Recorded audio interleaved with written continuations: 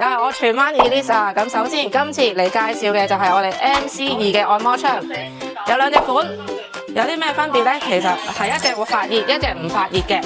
而發熱呢一款呢，係有4個唔同嘅檔位可以使用嘅。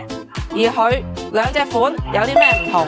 就係呢一隻嘅按摩頭就會比較闊身啲啦，範圍大啲嘅。咁然之後呢，另外呢一隻款呢，唔熱呢一隻款呢，佢就會比較集中啲，你會見到嗰啲頭呢係會比較細啲嘅，集中啲嘅。咁如果你可以揀翻，究竟係勞損啊、肩頸痛定係抑或係普通酸痛去處理翻？咁然之後，佢哋兩隻都係會可以長時間運作，就係可以去到3至5個鐘嘅。咁所以非常之適合一啲即係痛症比較多啊、肌肉緊即係好緊繃緊嘅人士去購買。同樣佢哋都係有1年嘅保養，所以有需要就可以嚟我哋嘅分店嚟試下啦。